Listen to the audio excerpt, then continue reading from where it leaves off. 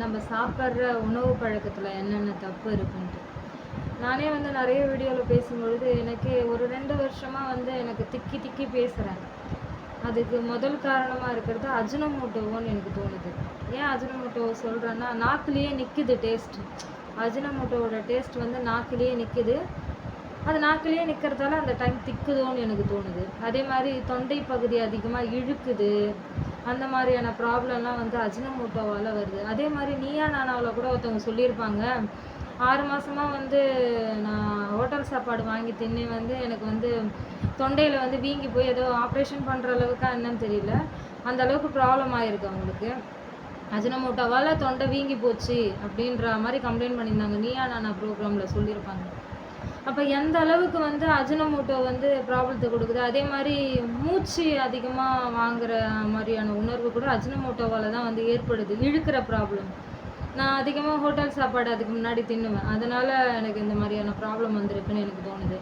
அதே மாதிரி சுற்றி இருக்கவங்களே கொஞ்சம் கணிக்கும் பொழுது அதிகமாக ஹோட்டல் சாப்பாடுலாம் தின்றவங்க திக்குறாங்க, அதிகமாக திக்குறாங்க. அவங்க பேர் மென்ஷன் பண்ண விரும்பல. ஒரு 8 பேரை நான் யோசிச்சு பார்த்தேன், அவங்களாம் ஏன் அதிகமாக திக்குறாங்கன்ட்டு. என்னை விட அதிகமாகவே திக்குறாங்க அவங்க. அப்போ தான் யோசிக்கும் போது தான் தெரியுது, ஹோட்டல் சாப்பாடு அதிகமாக வாங்கி தின்றவங்க திக்குறாங்கன்ட்டு. ஹோட்டலை குறை சொல்ல முடியாது. அதே மாதிரி கம்பெனி சாப்பாடு, கம்பெனி சாப்பாடு அதிகமாக எடுத்துக்கிறவங்களும் அதிகப்படியான பேர் திக்குறாங்கன்னு எனக்கு தோணுது. வீட்டு சாப்பாடு எடுத்துக்காதான் வீட்டு இப்போ என்னால் பேச முடியல ஒரு சில விஷயத்தில். இத்தனைக்கும் நான் நான்வெஜ் சாப்பிடல. இருந்தாலும் எனக்கு ஏன் சின்ன சின்ன ப்ராப்ளம்லாம் வருதுன்னு யோசிக்கும் போது தான் தெரியுது, அஜினோமோட்டோ தான் மெயின் காரணமாக இருக்குன்ட்டு. அதுக்கப்புறம் இட்லி, சாம்பார், வெஜ் குருமாவில் கூட கறியும் நானும் வெஜிடபிள் குருமா தான் வாங்கிட்டு வரணும்னு நான் நினைப்பேன். அதுலேயும் லைட்டாக வந்து கறி ஆட் பண்ணுற மாதிரி இருக்குது. அதுலேயும் அஜினோமோட்டோ பயங்கரமாக இருக்குது. சாதாரண காரக்குழம்பாக இருந்தாலும் சரி, சாம்பாராக இருந்தாலும் சரி, இட்லியாக இருந்தாலும் சரி, டேஸ்ட் பண்ணும்போதே தெரியுது அதில் கறி ஆட் பண்ணியிருக்காங்க, அதில் அஜினோமோட்டோ ஆட் பண்ணியிருக்காங்கன்னு அப்படியே தெரியுது.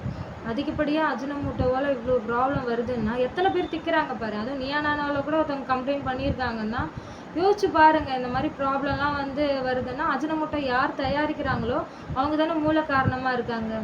இதை முதலமைச்சர் அவர்கள், கல்வித்துறை அமைச்சர் அவர்கள்லாம் வந்து இதுக்கு கவனம் கொடுக்கணும் இல்லையா? குழந்தைங்களோட உடம்பு முக்கியம், அடுத்த தலைமுறையோட எதிர்காலம் முக்கியம், எல்லா மனிதர்களும் நோய் இல்லாமல் வாழணும், அதெல்லாம் ரொம்ப முக்கியம் இல்லையா? அதனால் வந்து மக்களோட உடம்பையும் பார்க்கணும். பணத்தையும் தாண்டி மக்களோட உடம்பு முக்கியம், ஆரோக்கியம் முக்கியம். அதே மாதிரி பரோட்டாவில் வந்து என்ன கொழுப்பு கலக்கிறாங்கன்னு எனக்கு தெரியல. கொழுப்பா லப்பரான்னு எனக்கு டவுட்டாக இருக்குது. அது லப்பர் தானோன்ட்டு.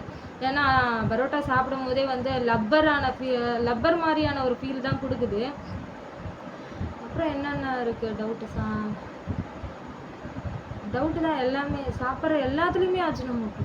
காரக்குழம்பு, சாம்பார், இட்லி இதெல்லாம் அஜினோமோட்டோ. டேஸ்ட் அப்படியே நாக்கில் வைக்கும் போதே என்னால் கண்டுபிடிக்க முடியுது. நாக்கிலேயே நிற்குது, அதனால் திக்குது.